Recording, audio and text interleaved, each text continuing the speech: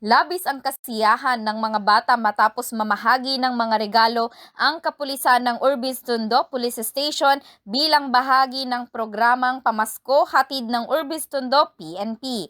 Masayang tinanggap ng mga kabataan ang iba't ibang regalo gaya ng mga laruan at tsokolate na nagdulot ng ngiti at tuwa sa kanilang mga mukha. Ang aktibidad ay isinagawa bilang pagpapakita ng malasakit ng kapulisan sa komunidad, lalo na sa mga kabataan ngayong panahon ng Kapaskuhan. Layunin ng programa na mapalapit ang ugnayan ng pulisya at ng mamamayan sa pamamagitan ng mga makabuluhang gawain na nagtataguyod ng kabutihan, pagkakaisa at pagbabahagi. Bukod sa pamamahagi ng regalo, nagsilbi rin ang aktibidad bilang paalala sa kahalagahan ng pagtutulungan at malasakit sa kapwa, lalo na sa mga kabataang bahagi ng komunidad.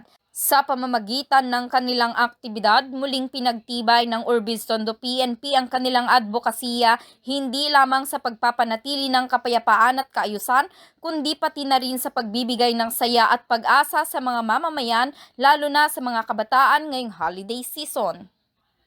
Para sa programang Bombo Reports First Edition, Patrol numero 2, Bombo Jaira Anca nag-uulat.